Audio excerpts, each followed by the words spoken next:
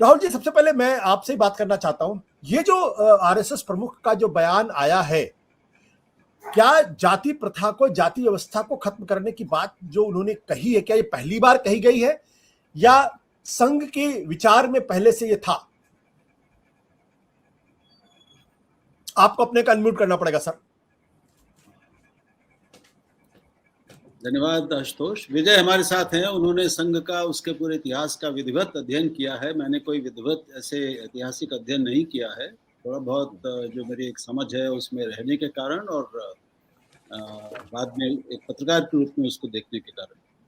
तो मुझे याद आता है कि बाला साहब देवरस ने एक बहुत ही कड़े और साफ दो टूक शब्दों में भी जाति प्रथा से मुक्त होने की जरूरत की बात कही थी। और अपने व्यवहार में भी ये मैं बता सकता हूँ, विजय भी जानते हैं कि संघ में जाति भेद नहीं है, वो उसमें विश्वास नहीं करता। वहाँ उल्लेख भी नहीं किया जाता किसकी जाति क्या है, क्योंकि सब लोग साथ रहते, खाते पीते, काम करते। लेकिन जाति व्यवस्था को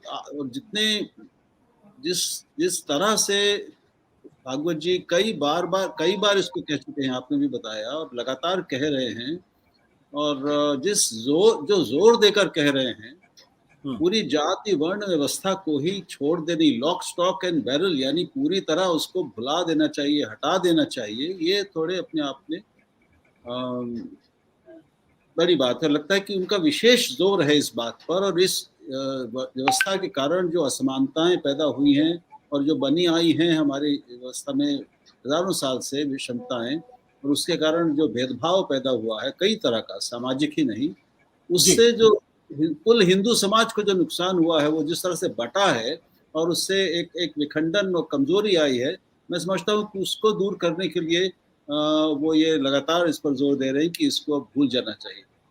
लेकिन ये एक सामाजिक न्याय के उद्देश्य से, समता की दृष्टि से तो बहुत अच्छी बात है, लगती है। लेकिन मुझे लगता है कि चूंकि हिंदू और वो धर्म से भी अपने को, धर्म का भी एक प्रतिनिधि मानता है, और एक विश्व हिंदू परिषद नाम की संस्था भी संघ की बनाई हुई है, जो साधु संतों की, धर्मगुरुओं की ही है, तो मुझे लगता है कि निश्चित ही इस बात का कोई अनुमोदन कम से कम विश्व हिंदू परिषद के लिए करना कठिन होगा, सरसंघ चालक की इस बात का, वर्ण व्यवस्था, वर्णाश्रम व्यवस्था को पूरी तरह मिटाने के संबंध में।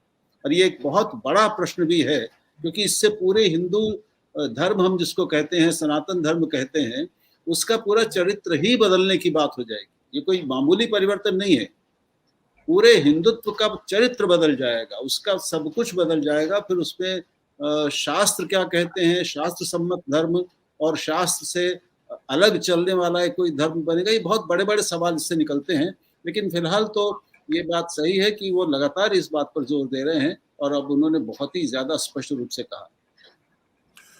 विजय जी, आप हम लोगों का ज्ञान दर्शन करेंगे कि क्या जाति प्रथा, जाति व्यवस्था, वर्ण व्यवस्था दोनों को खत्म करने की बात जो भागवत जी ने कही है, क्या संघ में पहले ऐसी बात कही गई थी और इसी शब्दों में कही गई थी, इतनी मजबूती के साथ कही गई थी? आशुतोष, राहुल देव जी के आगे तो कोई बात करने का कोई मायने नहीं है, क्योंकि राहुल देव जी सर जो है वो संघ को, समाज को, धर्म को, सब पर ही उनकी विद्वता है। तो उनके सामने मैं अपनी बात रख देता हूँ, क्योंकि जो थोड़ा बहुत मैंने एक्सरसाइज की, पढ़ाई की इस दौरान आरएसएस को लेकर, समझा, उसमें दो तीन बातें हैं। एक तो मैं ये कहना चाहता हूँ कि आरएसएस प्रमुख ने जो, जिनका जिक्र आपने अपने शुरुआत में भी कहा, वो सब के लिए आरएसएस चीफ की तारीफ करनी चाहिए कि वो एक हिम्मत भरा बयान दे रहे हैं। जो मौजूदा समाज व्यवस्था है, सामाजिक व्यवस्था है, और जो खासतौर से माहौल है, सामाजिक व्यवस्था से भी ज्यादा जो आज माहौल है, उसमें जो बयान वो लगातार दे रहे हैं, वो बड़े हिम्मती बयान है। ये अलग बात है कि उसमें से कोई भी बयान पर बहुत मोटे तौर पर काम नहीं हो पाया, उसका एग्जीक्यूशन नहीं हो पाया, उसका परकोलेशन नहीं हो पाया, समाज में ही नहीं, आरएसएस में भी। ठीक है, जहां तक जाति व्यवस्था का सवाल है, वो साफ है कि आरएसएस में जाति व्यवस्था औपचारिक तौर पे कहीं दिखाई नहीं देती है। अनौपचारिक तौर पे भी मैं उसको यूं कहूंगा, क्योंकि संघ की शाखाओं में, संघ के कार्यक्रमों में, संघ के प्रशिक्षण शिविर में कहीं पर भी जाति का उल्लेख नहीं होता। इनफैक्ट वो सरनेम का इस्तेमाल नहीं करते हैं आमतौर पर। जैसे प्रशिक्षण शिविर भी होते हैं तो वहां पर भी जाति के आधार पर रजिस्टर नहीं बनाए जाते, और जब उनको बैठाया जाता है कमरों में, अलग अलग कमरे दिए जाते हैं अलग अलग प्रशिक्षण शिविर में लोगों को, तो उसमें किसी जाति का कुछ नहीं होता। भोज हमेशा सामूहिक होते हैं, क्योंकि जाति व्यवस्था का संबंध हमारे यहाँ भोज से है। आजकल बहुत फैशन में है ना कि दलित के यहाँ पर भोजन करना, तो इसका मतलब आप उसको रजिस्टर कर रहे हैं दलित के तौर पर, लेकिन संघ में ये व्यवस्था नहीं है। और जो आपने बाला साहब देवरस का जिक्र किया वो बहुत महत्वपूर्ण था। करीब करीब मुझे लगता है बार बार बाला साहब देवरस के रास्ते पर चलते हुए दिखाई देते हैं मोहन भागवत। 1974 में पुणे में एक व्याख्यानमाला होती है, बसंत व्याख्यानमाला, जो करीब 100 साल पुरानी हो गई। उसमें जो मुख्य अतिथि होता है उनको अपने पसंद के सब्जेक्ट पर बोलने का मौका दिया जाता है, उनको निमंत्रण दिया जाता है कि आप किस सब्जेक्ट पर बोलना चाहते हैं उस पर बोलें। तो 1974 में बाला साहब देवरस को आमंत्रित किया गया और उसमें उन्होंने विषय चुना था जाति व्यवस्था और छुआछूत। ठीक है, और उसमें बाला साहब देवरस ने कहा कि अगर छुआछूत को हम पाप नहीं मानते तो मैं समझता हूं कि फिर कोई पाप है ही नहीं। तो ये बड़ी बात उन्होंने उस बयान में कही थी। और उन्होंने अपने निजी जीवन में भी लिखा, अपनी जानकारी उनकी है कि जब उनके घर पर माँ जो थी वो उनके साथ जो स्वयंसेवक आते थे उनको अलग अलग तरीके से भोजन कराती थी अलग बर्तनों में। तो बाला साहब ने उसका विरोध किया और सब लोगों के लिए एक ही बर्तन, एक ही व्यवस्था का इस्तेमाल किया। तो बाला साहब ने उस व्यवस्था को शुरू किया, बड़े ईमानदार तरीके से शुरू किया। और संघ में मोटे तौर पर कोई जाति व्यवस्था का आधार नहीं होता, जाति को पहचान नहीं दी जाती है वहां।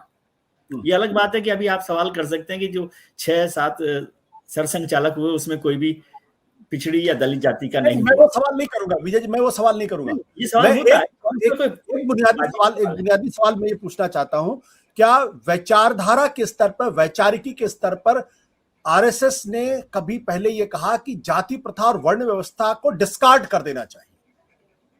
इस तरह से नहीं कहा, लेकिन जब बाला साहब देवरस ये कह रहे हैं कि छुआछूत पाप है, तो छुआछूत जाति व्यवस्था से जुड़ी हुई चीज है ना। और जाति व्यवस्था पर एक गुरु गोलवलकर का एक इंटरव्यू हुआ था, मोहम्मद जलील साहब ने किया था, पत्रकार, उसको लेकर बड़ी चर्चा हुई है। उसमें भी जाति व्यवस्था पर उन्होंने विस्तार से व्यवस्था पर चर्चा की है।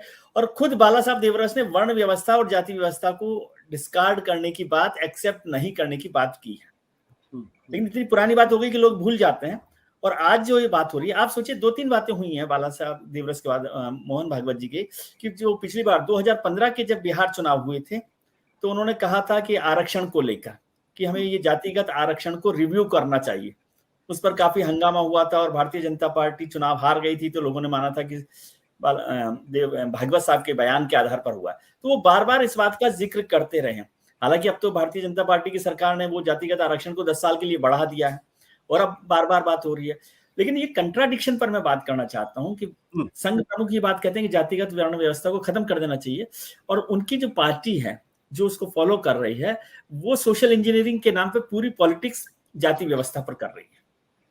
ठीक है, अभी जो नया बात हुई वो पॉजिटिव है नेगेटिव है मुझे नहीं पता, लेकिन जो कमीशन बनाने की बात हुई कि जो कन्वर्टेड हिंदू हैं, दलित पिछड़े, उनको भी कैसे आरक्षण मिले, किस तरह से बात की जाए, वो एक सोशल इशू हो सकता है। लेकिन जाति व्यवस्था के बिना जिस पार्टी की पूरी व्यवस्था, चुनाव की व्यवस्था जाति के आधार पर चल रही हो, वो जाति के आधार पर राजनीतिक दलों का चयन कर रहे हो, जाति के आधार पर उम्मीदवारों का चयन कर रहे हो, मंत्री बना रहे हो और उसका ऑफिशियली कह रहे हो कि हमारी सरकार में 10 मंत्री दलित हैं, पिछड़े हैं, ओबीसी हैं, तो ये सब चीजों के आगे उनका ये कहना, भारतीय जनता पार्टी और आरएसएस को दो को अलग अलग तरीके से देखना पड़ेगा।